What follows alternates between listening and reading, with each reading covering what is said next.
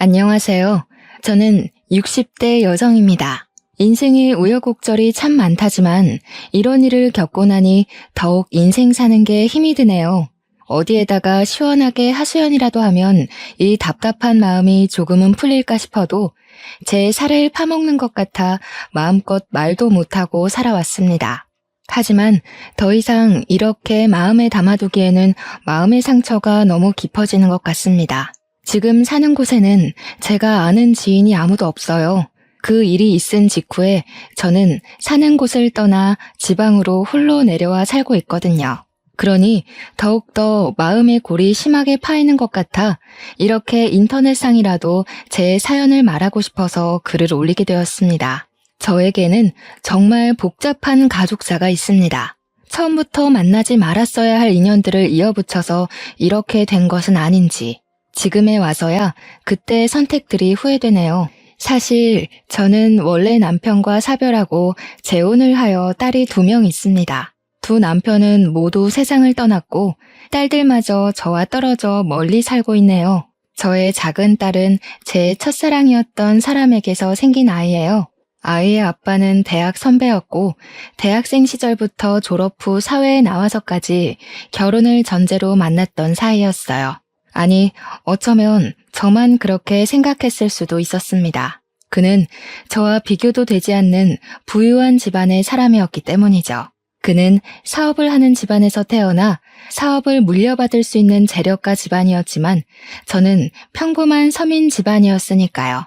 그 당시 저희는 대학을 졸업하고 각자 사회에 나와 일을 하고 있었습니다. 남자친구는 아버지 회사에서 일하고 있었고 저는 일반 회사에서 일하고 있었죠.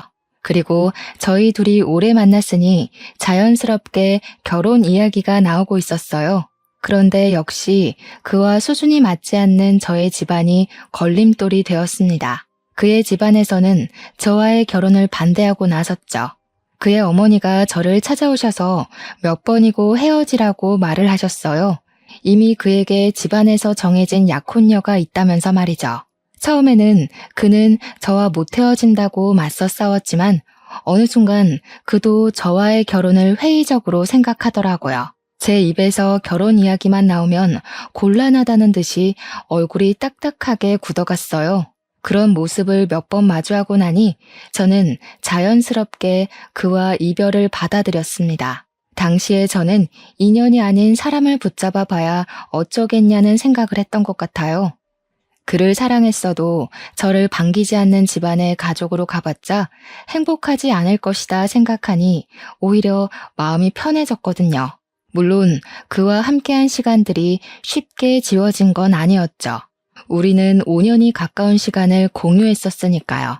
조금씩 그를 잊어가겠거니 하는 와중에 제가 그의 아이를 가졌다는 것을 알게 되었습니다. 정말 그때는 하늘이 얄밉더라고요. 왜 이럴 때 아이를 주셨는지 말이죠. 처음에는 그에게 이 사실을 알려야 하나 고민을 많이 했었습니다. 그래도 제 배에 있는 아이의 아빠였으니까요. 하지만 그는 집안에서 정해준 약혼녀와 결혼 준비를 하고 있다는 걸 듣게 되었습니다.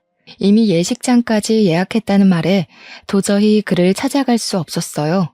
헤어진 지 얼마나 됐다고 그렇게 빨리 결혼을 준비하는 건지 이미 그에게는 저는 과거의 사람이 된 것 같았죠. 하지만 저희는 이미 헤어진 뒤였고 그와 제가 인연이 아니라고 생각하니 그에게 아이를 가졌다고 말을 쉽게 꺼내지 못하겠더라고요. 그렇게 저는 혼자서 산부인과에 내원을 하게 되었습니다. 병원에서는 아이가 잘 자라고 있다고 심장 소리를 들려주는데 다른 산모들은 남편의 손을 잡고 같이 듣는 모습이 저를 서럽게 했습니다. 어쩌다가 이렇게 되었나 하는 원망도 들었죠.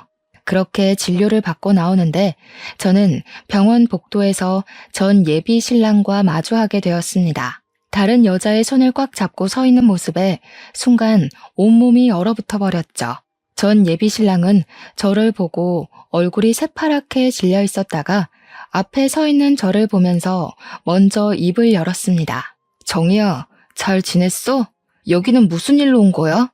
얼굴이 많이 상했네. 밥 꼬박꼬박 챙겨 먹어야지. 그러다가 몸 상해. 자기는 다른 여자 손을 잡고 산부인과에 왔으면서 이제 와서 가식을 떠는 모습에 제 손이 부들부들 떨렸습니다. 저는 전 예비 신랑을 노려보다 약혼녀의 볼록 튀어나온 배에 시선이 향했습니다. 좋기 6개월은 넘어 보이는 배였죠. 정말 기가 막혔어요. 제가 임신한 지 이제 3개월이 막 지났는데 약혼녀의 배가 저보다 더 많이 불렀다는 것은 저를 만났을 때도 이미 둘이 결혼을 전제로 만나고 있었다는 사실 아니겠어요? 그런 생각을 하고 있자니 머리로 피가 몰리면서 눈에서는 불이 번쩍이더군요. 그러고서 저를 챙기는 듯한 그의 말투가 저의 심사를 더욱 뒤틀리게 했어요. 저는 그를 향해 톡하며 쏘아붙였죠. 지금 누구를 걱정하는 거야? 병원에 왜 왔겠어? 진찰받으러 왔겠지. 그쪽도 보니 그런 것 같네. 이미 상관없는 사람들끼리 안부 묻지 말자. 옆에 있는 사람이나 잘 챙겨. 저는 그렇게 톡 쏘아붙이고 병원을 서둘러 빠져나오는데 그가 쫓아와서 저의 손을 붙잡았습니다. 무슨 진찰 받으러 온 거야? 혹시 설마 내 아이를 가진 건 아니지? 너 임신한 거 아니지? 말해줘. 저는 잘게 떨리는 그의 입술을 보며 입을 꽉 깨물었어요. 어쩜 저렇게 뻔뻔하게 자기 애를 가졌을까봐 걱정하는지. 제가 본인 애를 가졌다고 하면 그의 표정이 어떻게 달라지나 궁금하기까지 하더군요. 그동안 정말 이런 남자를 사랑했었나 싶었습니다. 제가 아는 그의 모습은 다 거짓처럼 느껴졌어요. 왜? 임신이라도 했으면 어쩌려고? 나한테 돌아오려고? 아니면 아이라도 지우라고 돈이라도 찔러주게? 그럼 아주 많이 줘야 할 거야. 내가 돈이 아주 많이 필요할 것 같거든. 앞으로 2명의 몫을 해야 하니까. 그러자 그의 낯빛이 샛노랗게 변했습니다. 분명 그가 원하는 말은 아니었겠죠. 저는 제 손을 잡고 있던 그의 손을 쳐냈습니다. 그런데 그의 입에서 나온 말이 저를 더욱 미치고 팔짝 뛰게 만들었습니다. 미안해. 나는 너에게 돌아가지 못해. 네가 아이를 키울 돈이 필요하다고 하면 지원해 줄게. 아이를 지운다고 하면 그것도 내가 도와줄 수 있어. 내가 해줄 수 있는 게 이것밖에 없어서 미안해. 어떤 걸 원해? 내가 뭘 해주면 되겠니? 그의 말에 정말 울컥이며 눈물이 차오르는 걸 저는 꾹꾹 눌렀습니다. 뭐? 진짜 미안해? 미안하다는 말 잘도 내뱉는다. 나한테 그렇게 미안해? 돈을 준다고 진짜 우리의 5년을 쓰레기 취급을 하는구나. 알겠어. 당신이 나를 그동안 어떻게 생각하는지 똑똑히 알았으니까 들어가서 그 여자나 챙겨. 우리 여기서 선 확실히 긋자. 이 아이는 내가 알아서 할게. 낳아서 키우든지 말든지 알아서 한다고. 그러니까 우리는 이제 서로 상관없는 사람들인 거야. 혹시라도 서로 안부를 듣더라도 우연히 누가 하나가 죽었다 해도 그냥 모른 척하며 살자. 난 이제 너랑 할 말 없어. 저는 그 자리를 서둘러 떠났습니다. 그러자 눈물이 밀려오더라고요. 이미 정리된 감정이라고 생각했는데 그렇게 그의 입으로 그런 말을 들으니 다시 심장을 후벼 파는 게 너무 아파졌습니다. 집으로 돌아와서는 이제 뱃속의 아이를 어떻게 해야 하는지 걱정했습니다. 아이를 홀로 키울 자신이 안 섰거든요. 아버지 없는 아이라고 손가락질 받으며 클 아이도 미혼모로 살아갈 제 자신도 어느 것 하나 감당할 자신이 없었습니다. 그렇다고 아이를 쉽게 지우겠다는 선택도 할 수 없었죠. 아무에게도 말 못하는 날들이 길어질수록 세상에 고립당하는 기분이었어요. 깊은 바닷속으로 가라앉는 것 같았습니다. 그때 평소에 친하게 지내던 선배가 저를 찾아왔어요. 그 선배는 아이 아빠와도 친한 친구였죠. 정희야, 어떻게 된 거야? 경수가 다른 사람이랑 결혼한다고 청첩장을 보내서 바로 연락했더니 통화가 안 돼서 왔어. 너희 둘한테 무슨 일이라도 있었던 거야? 경수가 왜 네가 아니라 다른 사람하고 결혼하는 거냐고. 저는 선배에게 고개를 푹 숙인 채 묵묵부답으로 일관했어요. 도저히 말이 안 나오더라고요. 저도 이해를 못하겠는 상황을 선배에게 뭐라고 설명해야 할지 감도 안 섰습니다. 하지만 우리의 연애를 처음부터 지켜봐왔던 선배에게 우리의 끝을 알려주는 게 예의 같았어요. 선배, 어쩌다 보니 그렇게 되었어요. 그 여자는 집안에서 엮어준 약혼녀래요. 뭐 선배도 알다시피 저랑 경수 오빠 집안 차이가 너무 많이 났잖아요. 어차피 이어지기 어려운 사람들이었어요. 그래서 헤어졌다는 말이야? 그래도 둘이 만난 시간이 있는데 이건 너무 갑작스럽다. 그래서 얼굴이 그렇게 상한 거야? 너는 경수가 다른 사람하고 결혼해도 괜찮아? 너 경수 많이 좋아했잖아. 인연이 아닌 사람을 붙잡아봐야 뭐 하겠어요. 저는 이미 마음 정리했어요. 차라리 헤어지니 마음도 편하고 좋네요. 내 사람도 아닌 사람, 이제 그만 보내줘야죠. 그때 선배가 제 손을 꽉 잡았습니다. 정말? 경수랑 깨끗이 헤어진 거 맞는 거지? 이제 둘은 아무 상관없는 사이 맞는 거지? 저는 그런 선배를 보며 의아한 표정을 지은 채로 고개를 끄덕였습니다. 그럼 나랑 만나자. 나 너 정말 좋아해. 사실 경수보다 내가 먼저 너를 좋아했어. 경수가 먼저 너한테 고백하는 바람에 이제까지 내 마음 숨겨온 거야. 정이야, 나랑 만나자. 저는 갑작스러운 선배의 고백에 선배에게서 손을 빼냈습니다. 저는 이미 그의 아이까지 가지고 있는데 어떻게 선배를 만날 수가 있겠어요. 그래서 거절을 했습니다. 죄송해요. 저 선배 마음 받아들일 수가 없어요.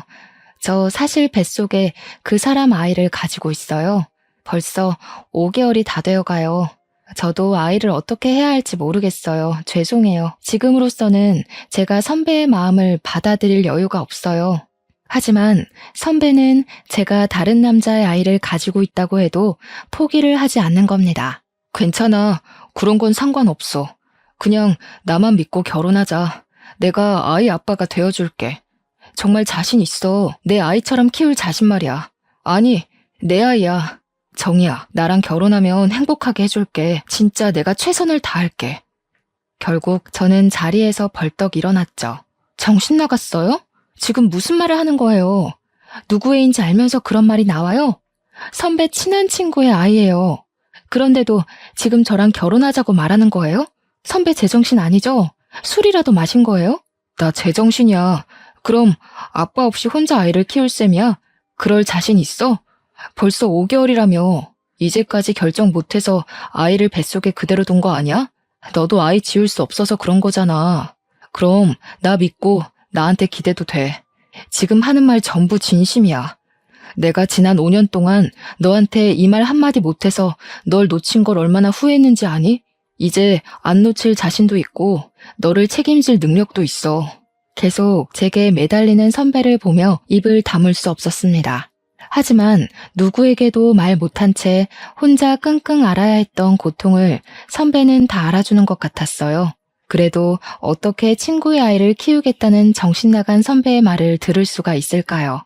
저는 말도 안 된다며 뒤를 돌아 집으로 들어갔습니다. 그런데 선배는 정말 저랑 결혼이라도 할 생각인 것처럼, 아니, 제 뱃속의 아이가 자신의 아이라도 되는 것처럼 저를 챙겼습니다. 선배는 매일 저희 집으로 찾아와 끼니를 챙기고 몸 상태를 살폈습니다.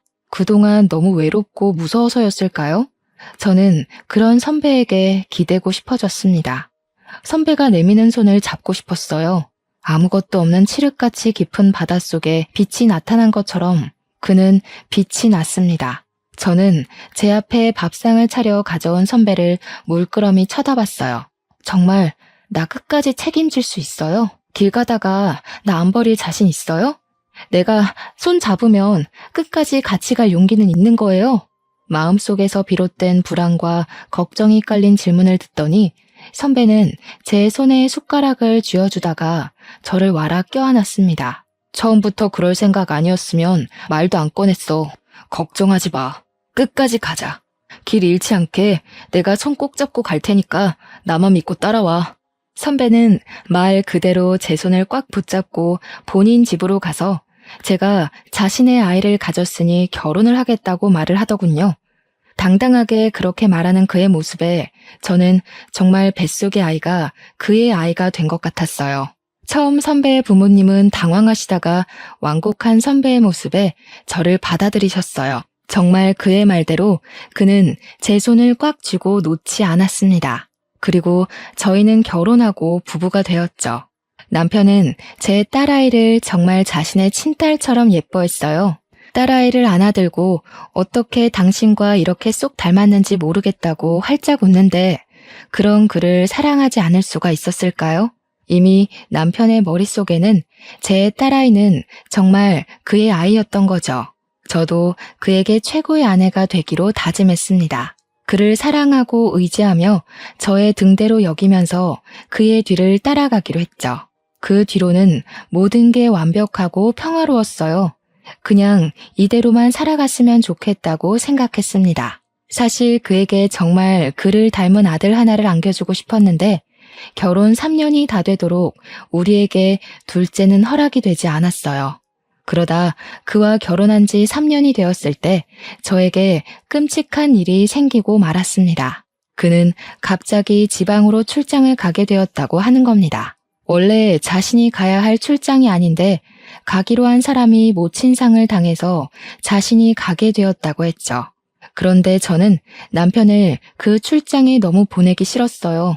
가슴속 깊이 그를 보내면 안 된다는 불안감이 엄습해 왔거든요. 남편이 가방에 짐을 싸면 제가 다시 풀고 또 풀어헤치기를 반복했어요. 왠지 가방 안에 그의 짐들을 넣으면 안 될 것 같은 겁니다. 그 출장 꼭 가야 해? 안 가면 안 돼? 여보, 왠지 나 불안해. 일도 손에 잡히지 않고 그냥 급한 일 생겼다고 안 가면 안 돼? 남편은 그렇게 불안해하는 저를 보며 꽉 끌어안고 등을 토닥였습니다. 어이구, 우리 마누라가 나랑 헤어지기 싫어해서 어쩌지? 그런데 나 말고 갈 사람이 없어. 이미 나도 다른 사람 보내면 안 되냐고 했는데 정말 나 말고 갈 사람이 없더라고. 금방 다녀오는 거니까 보고 싶어도 조금만 참아. 응? 나도 당신이랑 헤어지기 싫다. 그런 남편을 보고도 저는 불길한 느낌이 들어 얼른 그를 꽉 끌어안았어요. 정말 보내기 싫은데 너무 마음이 찝찝하고 불안해. 정말 하루면 돌아오는 거지? 금방 다녀오는 거 맞지? 남편은 미소를 지으며 금방 온다고 걱정하지 말라고 말하면서 짐을 챙겨 밖을 나섰어요. 아마 저는 그날 그가 다시 내 곁으로 돌아오지 않을 것을 이미 알고 있었는지도 몰라요. 그를 그렇게 보내지 말았어야 했다는 것이 이렇게 큰 후회로 남았으니까요. 아무튼 다음날 남편이 출장지에서 출발하기 전에 저녁은 집에서 먹을 수 있겠다고 전화를 했습니다. 여보, 일이 일찍 끝났어. 이제 출발하려고. 저녁은 집에 가서 먹을 수 있겠는데 걱정하지 말고 기다리고 있어. 금방 갈 테니까. 알겠지? 우리 딸한테도 아빠가 금방 간다고 이야기해주고. 서두르지 말고 안전운전해서 와요. 또 급하게 오지 말고. 맛있는 거 해놓을게. 당신 좋아하는 갈치조림이나 할까 보다. 시장에 다녀와야겠어요. 그와 전화를 끊은 뒤 딸의 손을 잡고 시장에 가서 싱싱한 갈치를 사와 저녁을 준비했습니다. 갈치조림에 들어갈 양념을 다 하고 냄비를 가스레인지에 올려두려는데 집 전화가 요란하게 울리는 겁니다. 평소에 그 시간에는 전화가 올 곳이 없어서 의아해하며 저는 전화를 받았습니다. 여보세요? 김민재 씨 아내 되시나요? 지금 바로 병원으로 오셔야겠습니다. 10중 추돌 사고로 김민재 씨가 돌아가셨어요. 와서 본인 확인을 하셔야 할 것 같습니다. 저는 순간 손에서 수화기를 놓치고 말았습니다. 저는 경황도 없이 딸아이의 손을 잡고 허겁지겁 병원으로 달려갔죠. 병원에 도착하니 그곳은 이미 아비규환이었습니다. 여기저기 소리치는 소리와 울음소리가 뒤섞여 들렸어요. 저는 지나가는 병원 직원을 붙잡고 남편이 어디 있는지 물었습니다. 저는 직원을 따라 병원 지하에 있는 영안실로 갔습니다. 서늘한 영안실로 들어서니 그 앞에 차가운 침대에 흰 천이 덮여 있더군요. 영안실 직원이 저를 보고 눈앞에 흰 천을 걷어냈습니다. 흰 천 아래는 정말 제 남편이 누워 있었습니다. 정말 믿기지 않았어요. 아까 전만 해도 통화를 하며 걱정 말라고 했던 사람이었는데 두 눈을 꼭 감은 그에게 다가갔습니다. 저는 손을 들어 차가운 그의 얼굴을 쓰다듬고 어깨를 흔들었습니다. 여보, 나왔어. 왜 여기 있는 거야? 돌아온다고 약속했잖아. 그런데 왜 여기 있는 거야? 내 손 안 놓는다며. 당신만 따라서 오라며. 그런데 이렇게 여기 있으면 어떡해. 일어나. 눈 뜨라고. 처절하게 울부짖는 소리에도 그는 이미 차갑게 식어 눈을 뜨지 않았습니다. 저는 어이없게 남편을 떠나보내야 했어요. 한 줄기의 빛이었던 나의 전부가 그렇게 무너져 내리고 말았습니다. 다시 모든 빛이 사그라들었죠. 망망대해 속 갈 길을 잃은 저는 멍하니 남편의 영정을 바라보았습니다. 사진 속 그는 저렇게 활짝 웃는데 이제 다시는 그 모습을 볼 수 없다는 것이 너무 서러웠어요. 그래도 제 손을 꽉 잡는 어린 딸을 보며 저는 다시 살아야 했습니다. 저에게는 책임져야 할 생명이 있으니까요. 그러자 딸아이는 저에게 화장실을 가고 싶다고 조르더군요. 저는 눈물을 닦아내면서 아이의 손을 잡고 몸을 일으켜 복도로 나섰습니다. 화장실을 다녀오는 길에 뒤에서 정이야 부르는 소리가 들리는 겁니다. 제가 뒤를 돌아보니 저를 버리고 간 그 남자가 상복을 입고 서 있었습니다. 그도 손에 제 딸아이의 또래로 보이는 여자아이가 상복을 입고 서 있더군요. 순간 산부인과에서 마주친 그의 아내의 모습이 머릿속에 스치더군요. 그의 딸아이였던 거죠. 그는 저를 향해 뚜벅뚜벅 다가왔습니다. 여기서 뭐 하는 거야? 상복 입은 거 보니 너도 누가 돌아가셨나 보네. 우연히 여기서 너를 다 본다. 그동안 잘 지냈어? 소식은 들었어. 민재랑 결혼했다고 하더라. 네가 민재랑 결혼할 거라고 생각을 못했거든. 그 녀석 너를 좋아하긴 했지만 그래도 그 소식 듣고 많이 놀랐지 뭐야? 이제 상관없는 사이니까 아는 척하지 말라고 했잖아요. 내가 여기 있는 이유도 당신하고 상관없어요. 그러니까 아는 척하지 말고 가세요. 아내가 십중추돌 사고로 세상을 떠났어. 너는 딸을 낳았구나. 3살이겠네. 너를 많이 닮아서 예쁘다. 그 사람의 손이 제 딸아이의 머리로 향하더군요. 저는 그를 밀치고 제 딸아이를 뒤로 감추었습니다. 뭐 하는 짓이야? 어디다 손을 올려? 저리 안 가? 그 더러운 손으로 내 딸한테 손대지 마. 다시는 내 앞에 나타나지 말고 우리 각자 살자. 당신 아내가 죽은 거 하나도 안 궁금해. 나는 딸아이의 손을 잡고 분향소로 서둘러 들어왔습니다. 무슨 염치로 내 딸 머리에 손을 올리는 것인지 분노가 끓어오르더군요. 남편의 장례를 치르고 저는 이제 딸아이와 살 궁리를 해야 했습니다. 그런데 몇 년을 주부로 살았다고 쉽게 일자리가 구해지지 않는 겁니다. 당장 할 수 있고 아이를 돌볼 수 있는 자리를 찾다 보니 마트 점원을 뽑는 공고를 통해 마트에서 파트타임으로 일을 하게 되었습니다. 그렇게 마트에서 일하고 집으로 돌아가는데 전 예비 신랑이 저를 찾아왔습니다. 제가 다시는 얼굴 마주보고 살지 말자고 그렇게 소리를 치며 악을 썼는데 말이죠. 저는 제 앞에 나타난 그를 보고 그냥 지나쳤습니다. 그러자 그가 제 팔을 딱 붙잡더니 갑자기 무릎을 꿇더라고요. 정희야, 그날 나도 민재가 아내와 같은 사고로 죽은 걸 알고 이건 나에게 다시 찾아온 운명이라 생각했어. 우리가 다시 시작할 이유는 충분한 것 같아. 내 말 좀 들어줘. 그의 어이없는 말에 기가 찼습니다. 저를 버리고 다른 여자에게 갔으면서 이제와 운명이니 뭐니 떠들어대는 게 웃기더라고요. 무슨 개 같은 소리를 늘어놓는 거야? 이제 와서 뭘 다시 시작해. 그게 가당키나 한 일이야? 남은 딸이나 잘 건사하고 살아.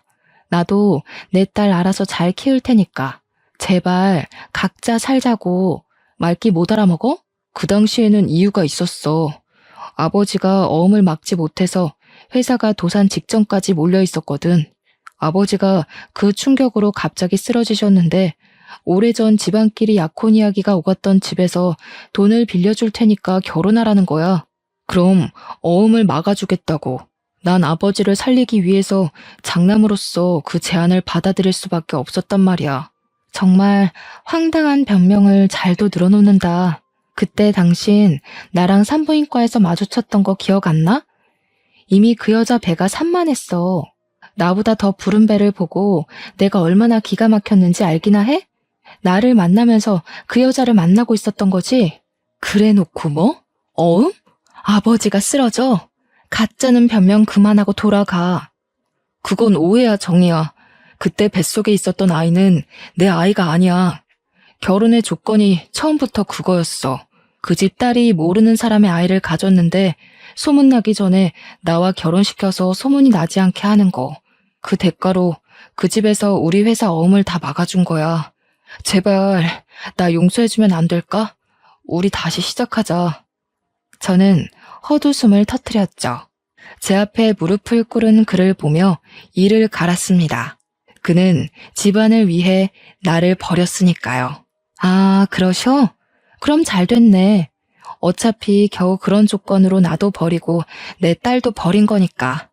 남의 인생 갈아먹으면서 지켜낸 건데 앞으로 쭉 그렇게 살아. 난 아직도 그 산부인과에서 당신이 한 이야기가 머릿속에 생생하게 남아서 말이지. 그리고 그때 난 분명히 당신에게 말했던 것 같은데 우리 둘 중 누구 하나가 죽었다는 이야기가 들려도 상관하지 말자고. 이제 찾아오지 마. 그 면상 다시는 보고 싶지 않으니까. 저는 그를 등지고 자리를 벗어났죠. 그 이유가 무엇이든 저는 그와는 상관없는 삶을 살고 싶었습니다. 나머지 삶을 죽은 남편의 아내로 홀로 딸아이를 키우며 살겠다고 다짐했으니까요. 핏줄이 당겼을까요? 서로 상관없이 살자는 저의 생각과 그의 어머니 생각은 달랐습니다. 처음에는 그와의 결혼을 그렇게 막아서더니 이제 와서 다시 제 앞에 찾아오셨어요. 잘 지냈니? 경수에게 이야기 들었다. 딸아이가 있다면서? 나도 장례식장에서 우연히 너를 보고 깜짝 놀랐다. 나도 너의 딸을 봤지. 피는 못 속인다더니 제 아빠를 빼다 닮았더구나. 무슨 말을 하시는지 잘 모르겠네요. 왜 찾아오셨어요? 근무 시간이라서 시간을 오래 못 비워서 빨리 할 이야기만 하시고 돌아가세요. 저와는 이제 상관없는 분이시잖아요. 네 딸, 경수 딸이지? 그냥 봐도 누구 딸인지 알겠는걸. 너희 시댁에서는 아직도 모른다니? 그동안 감쪽같이 속여왔구나. 이제 우리 핏줄인지 알았으니 내가 챙겨야겠어. 경수 아내도 죽었는데 이제 더 이상 거리낄 것도 없고 말이야. 저는 전 예비 시모가 하는 말에 놀라서 자리에서 벌떡 일어났습니다. 지금 무슨 말을 하시는 거예요? 누구를 챙겨요? 누구 핏줄이요? 그렇게 냉정하게 밀어낼 때는 언제고 이제 와서 왜 그러세요? 며느리가 죽기를 기다리셨나 봐요? 그의 어머니는 두 눈을 날카롭게 뜨더니 제 앞으로 노란 서류 봉투 2개를 내밀더군요. 저는 의심쩍은 얼굴로 봉투를 열어보았습니다. 하나는 어떻게 딸아이의 유전자를 구했는지 그 사람과 딸아이의 유전자 검사지와 다른 하나는 친자 소송 봉투였어요. 제가 그것을 들고 그대로 굳어있자 그의 어머니가 입을 여셨죠. 이미 내 딸과 경수의 친자 확인은 끝냈고 우리는 소송 준비도 끝냈다. 딸아이를 우리에게 뺏기기 싫으면 경수랑 결혼해라. 어차피 아이의 친아빠 아니니? 아이 생각해서 결혼해. 소송한다고 해도 네 형편에 우리를 이길 변호사도 제대로 못 구하잖니? 이대로 아이만 뺏길 거니? 이미 그의 어머니는 저를 협박하려고 작정하고 오신 거였습니다. 정말 대단하시네요. 역시 부잣집 사모님은 다르긴 다른가 봐요. 이렇게 철저하게 준비까지 해서 오셨어요. 이미 저한테 선택권은 없다는 거네요. 그전에는 내가 미안하게 됐다. 그때는 상황이 좋지 못했다. 이제라도 다 제자리로 돌아오는 거니 너도 좋게 생각해라. 경수가 너 아니면 안 된다고 하고 나도 내 손녀 보면서 살고 싶다. 정말 그 작자나 어머니나 뻔뻔한 건 유전이네요. 지우라고 돈 준다고 할 때는 언제고 제가 이제 와서 댁 아들이랑 살고 싶겠어요? 빼앗기기 싫으면 결혼을 하라고요? 참나, 어떻게 다 제자리로 돌아가는 거라고 말을 하실 수 있어요? 제 머리로는 이해가 되지 않네요. 저는 딸아이를 뺏기지 않기 위해 그 사람과 결혼을 해야 했어요. 제가 계속 결혼을 거부하면 그 사람은 정말 소송을 해서라도 딸아이를 데려갈 사람들이었으니까요. 결국 저는 그와 결혼을 하고 말았습니다. 이렇게 강제로 이어붙인 결혼 생활이 좋을 리가 없었죠. 이미 저는 그에 대한 애정이 차갑게 식어버렸고 남은 건 분노밖에 없었습니다. 그는 그래도 저에게 잘 보이려고 노력을 하더라고요. 하지만 저는 철저히 그를 제 울타리 밖으로 밀어냈어요. 그가 제 옆에 다가오면 저는 제 딸아이를 안고 방 안으로 들어가 버렸죠. 그런데 약혼녀가 낳은 그 어린 딸이 제 입안에 사탕처럼 구는 겁니다. 그 어린아이가 얼마나 눈치를 보고 살았는지 제 표정 하나에도 눈치를 살피는 게 보이는 겁니다. 아이가 무슨 죄가 있겠어요? 저는 그 아이를 꽉 끌어안아 주었더니 그 아이 입에서 엄마가 와서 너무 좋다고 하는 겁니다. 저는 그의 딸을 저의 큰딸로 받아들였습니다. 아이는 죄가 없으니까 말이죠. 나중에 그에게 넌지시 들은 말로는 큰딸의 친엄마는 아이에게 애정이 하나도 없었다고 합니다. 아이는 거의 그가 돌보고 친엄마는 다른 남자랑 놀기 바빴다고 하네요. 그날의 사고도 다른 남자와 여행을 다녀오다가 사고가 나서 세상을 떠났다고 하더군요. 가여운 이야기를 들어서인지 제 입에 사탕처럼 굴어서인지 저는 제 딸보다 큰 딸을 더 끼고 살았던 것 같아요. 제 남편이 된 그 사람도 두 아이에게 차별 없이 잘하려고 노력을 하더라고요. 그런 모습을 보는데 그의 인생도 참 기구하다고 생각이 들었습니다. 그렇게 생각을 하니 마음속에 분노가 사그라들었습니다. 분노가 사라지니 저도 그를 점점 남편으로 받아들였습니다. 다시 한번 그를 사랑하려고 노력하고 그의 여자가 되기로 했던 것 같아요. 그를 다시 사랑하려고 노력하니 그가 예전의 그로 보이더군요. 제가 열렬히 사랑했던 첫사랑의 감정으로요. 어쩌면 그는 변한 게 아니라 상황이 그렇게 흘러갔었던 건 아닌지 생각이 들었습니다. 그도 그때는 가족을 지키는 최선의 선택을 했어야 하니까요.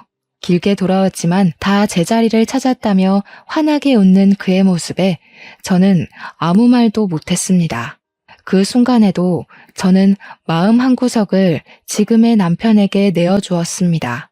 이렇게 행복을 찾아가도 되는 건지 하늘로 떠난 전 남편에게 미안해졌습니다. 그렇게 제 마음속에는 두 남자가 공존한 채로 세월은 흘러갔습니다. 두 딸은 다행히 무럭무럭 잘 자라고 공부도 꽤 잘해서 우리의 자랑거리였어요. 그렇게 둘 다 대학에 가고 성장하자 제 역할을 어느 정도 한 것 같아서 안심되었습니다. 부모 역할을 참 잘해낸 것 같았죠. 그런데 아이들이 느끼기에는 부모의 역할이 부족했던 걸까요? 큰아이에게 문제가 조금씩 생기고 있다는 걸 저희는 알아차리지 못했습니다. 큰딸은 미술을 전공했기에 대학에 들어가자 유학을 보내려고 했는데 큰딸이 유학을 가기 싫다고 우는 겁니다.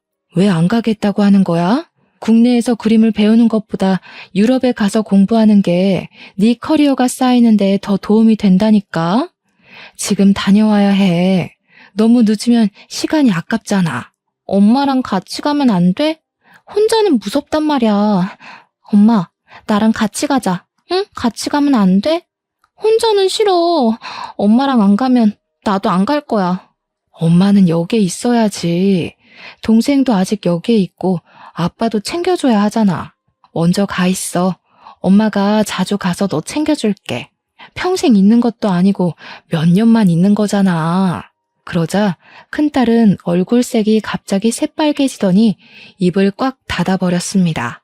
그 뒤로 말도 거의 안 하고 지내는 겁니다.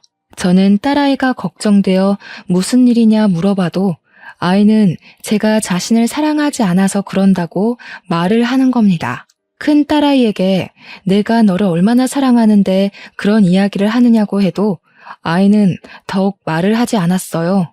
그러는 사이에도 큰 딸아이의 출국 일자는 점점 다가오고 있었습니다. 그렇게 출국일이 한 달도 남지 않았을 때 저의 세상은 다시 한번 부서져 버리는 일이 일어나게 되었어요. 그날을 어떻게 설명을 해야 하는지 지금 다시 생각해도 끔찍한 그 사건을 다시 떠올리려니 손과 심장이 떨려옵니다.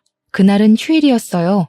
가족들이 한자리에 밥을 먹고 있어도 큰 딸아이는 말없이 밥만 먹고 가장 먼저 자리에서 일어나더군요. 저는 큰 딸아이에게 간식을 가져다 주고 다시 마음 풀라고 말을 하는데도 이불을 뒤집어 쓰고 일어나지 않았습니다. 답답한 마음에 속이 타들어갔습니다. 작은 딸아이는 공부할 때 단 것을 찾는 습관이 있었는데 그날도 초콜릿이 있냐고 물어보는 겁니다. 저는 단 것을 좋아하는 남편과 딸아이를 위해서 초콜릿을 가득 사다 놓고 내서 초콜릿 상자를 꺼내 작은 딸에게 가져다 주었습니다. 그런데 잠시 후 작은 딸이 초콜릿 상자를 저에게 다시 가져다 주는 겁니다. 초콜릿에 알코올이 들어가서 공부하면서 먹기 그렇다고 하더군요. 그러면서 다른 초콜릿을 가지고 방으로 들어갔는데 저는 포장이 뜯긴 채 하나도 손대지 않은 초콜릿 상자를 보았습니다. 정말 작은 딸 말대로 알코올이 포함되어 있는 겁니다. 저는 어쩔 수 없이 뜯긴 초콜릿을 남편에게 건네주었죠. 이거 당신이 먹어야겠는데? 알코올 들어있어서 공부하며 먹기 그렇다고 하네. 당신이라도 먹어야겠어. 이미 뜯겨 있어서 다시 넣어놓기도 그래. 남편은 알겠다고 하면서 초콜릿 상자를 테이블에 올려두고 한 개를 꺼내 먹더라고요. 제가 뒤돌아서는데 갑자기 남편이 목을 부여잡고 그대로 바닥으로 꼬꾸라지는 겁니다. 저는 놀라서 남편을 붙잡았는데 그의 입에서는 하얀 거품이 흘러나왔습니다. 그리고 그대로 정신을 잃고 쓰러졌어요. 아무리 남편을 흔들어 봐도 일어나지 않는 겁니다. 이미 그의 동공에는 초점이 없었어요. 저는 급하게 119에 전화를 했습니다. 신고를 받고 도착한 119 구조대원이 거실로 들어와서 남편을 살펴보더니 갑자기 112로 신고를 하더군요. 그런데 통화하는 내용이 섬뜩했습니다. 네, 거기 경찰서죠. 여기 지금 환자가 쓰러졌는데 아무래도 독극물을 섭취한 것 같습니다. 이미 환자는 사망 상태인데 아무래도 스스로 먹은 것 같지는 않아요. 빨리 오셔야 할 것 같습니다. 스스로 먹지 않았다는 말은 살인사건이라는 말이 아니겠어요? 저는 떨리는 손을 부여잡고 딸들도 놀라서 거실에 서 있는데 경찰들이 와서 남편을 살펴보더니 저를 범인으로 지목하고 구속했습니다. 저는 어이없는 상황이 아니라고 항변을 했지만 정황상 제가 범인이라고 하더군요. 제가 남편에게 초콜릿 상자를 건넸으니까요. 그렇게 저는 구속되어 경찰서로 가게 되었습니다. 경찰은 남편이 초콜릿 속에 들어있는 청산가리를 먹었다고 했습니다. 그리고 그 상자에 저와 남편의 지문, 그리고 작은 딸의 지문이 찍혀 있는데 정황상 독을 넣을 수 있는 사람이 저라는 겁니다. 거기다 저와 남편은 과거 사건으로 앙심을 품고 있지 않았냐고 하더군요. 해묵은 서로의 감정이 이렇게 저를 올가맬 줄은 생각도 하지 못했습니다. 하지만 저는 아무 말도 하지 못했어요. 제가 아니라고 하면 두 딸 중에 하나가 남편을 죽인 거니까요. 작은 딸은 아무 말 하지 않는 저를 보며 경악을 하더군요. 엄마, 정말 엄마가 아빠를 죽인 거야? 왜? 그거 처음에 나 먹이려고 한 거잖아. 그럼 나도 죽이려고 한 거야? 엄마가 어떻게 나한테 이럴 수가 있는 거야. 도대체 왜 이런 일을 벌인 건데? 저는 딸에게 아무 말도 못했습니다. 제가 둘 중에 누가 범인인지 특정하지 못하는 사이에 큰딸은 작은 딸을 범인으로 지목을 하는 겁니다. 야, 웃기지 마. 네가 아빠 죽인 거잖아. 엄마가 평소에도 너 공부할 때 초콜릿 챙겨줬는데 왜 엄마가 범인이라고 하는 거야? 엄마가 바보야? 네가 아빠 죽인 거지? 네가 초콜릿 안 먹고 다시 엄마한테 줘서 이렇게 된 거고 평소에도 너 아빠한테 불만 많았잖아. 엄마는 단 거 안 먹으니까 뜯어진 초콜릿을 당연히 아빠한테 가져다 줄 거 알고 있었던 거지? 순간 머리가 아득해지더군요. 작은 딸은 소리를 꽥 지르며 자신은 아니라고 울었습니다. 그 소란 틈에 경찰들은 작은 딸 방에서 청산가리 가루와 초콜릿에 넣은 주사기를 발견했다면서 내미는 겁니다. 저는 믿을 수가 없었어요. 작은 딸이 친아빠를 죽인 것이니까요. 저는 작은 딸을 붙잡고 물어보았습니다. 정말 네가 아빠를 죽인 거야? 아니지, 아니라고 말해. 어서, 너는 잘못 없다고. 작은 딸은 정말 자신이 하지 않았다고 눈물을 흘렸습니다. 나 정말 아니야. 내가 왜 아빠를 죽여? 평소에 새아빠를 좋아하면 친아빠한테 미안해서 그런 거였어. 새아빠가 나한테 잘해줄 때마다 거부감이 들었지만 죽일 정도로 새아빠를 미워하거나 싫어하지 않았어. 저는 당시에 작은 딸에게 친아빠가 누구인지 말해주지 않았습니다. 그때는 바보같이 저는 전 남편이 딸아이를 친딸처럼 사랑했으니 그의 딸로 남겨두는 게 그와의 마지막 의리라고 생각했어요. 전 남편이 죽었을 당시에 딸은 3살밖에 되지 않았으니 그를 기억하고 있을 거라고 생각하지 못했죠.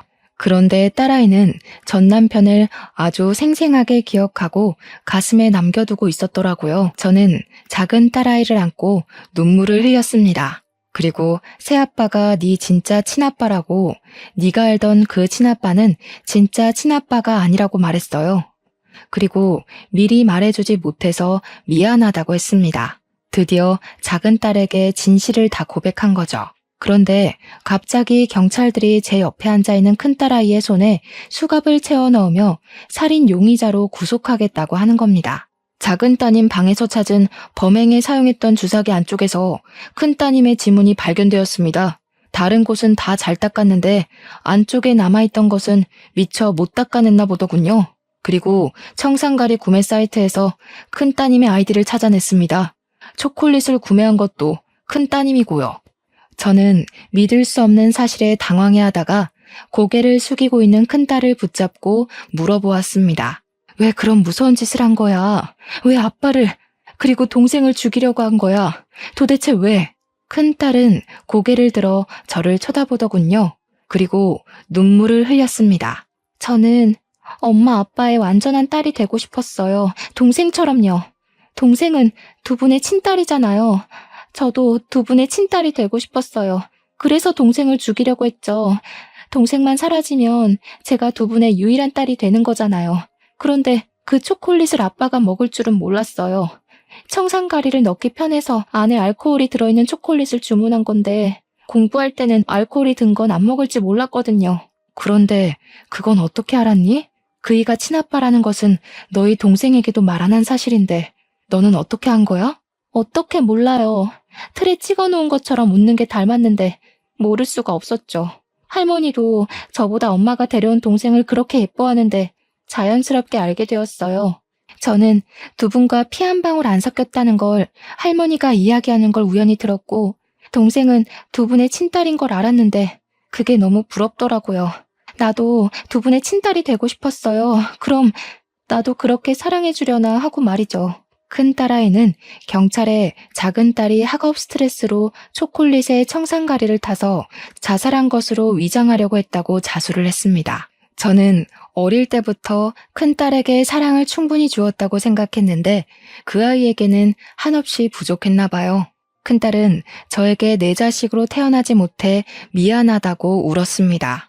사람을 해치는 용서받지 못할 죄를 지었지만 큰딸의 잘못이 아닌 그 모든 게 제 잘못인 것 같아 심장이 찢겨 나가는 것 같았습니다. 큰딸은 결국 존속 살해 혐의와 작은딸의 살인 미수로 징역 7년을 선고받았습니다.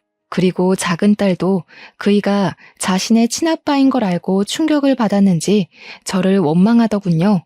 미리 왜 말을 해주지 않았냐고요.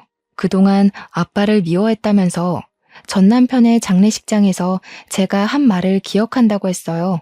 새아빠에게 화내며 더럽다고 말한 게 혹시 자기 아빠의 죽음과 관련 있는 건 아닌지 의심하고 미워했다고 하네요. 왜 자신을 이렇게 나쁜 딸로 만드냐면서 원망을 쏟아내고는 저를 남겨두고 외국으로 떠나버렸어요. 드문드문 저에게 잘 지낸다고 연락은 오지만 언제 돌아오겠다는 말은 하지 않더군요. 언젠가 마음이 진정되면 저에게 돌아오겠죠. 저는 그렇게 남편과 자식 둘을 한꺼번에 잃어버리게 되었어요. 서로에 대한 믿음과 신뢰를 잃어버리고 뿔뿔이 흩어지게 되어버렸네요. 지금은 가끔 큰딸의 교도소를 찾아가 딸을 보고는 합니다. 큰아이가 큰 잘못을 저지르긴 했지만 어쩌면 그 아이에게 미리 모든 것을 말하고 마음을 다독였다면 그 아이가 그렇게까지 마음속에 상처를 담아두진 않았을 것 같아요. 다시는 이 가족이 전처럼 완전할 수는 없겠지만 어쩌면 처음부터 만나지 말아야 할 사람들이 만나면서 어긋나 버린 것은 아닌지 생각합니다.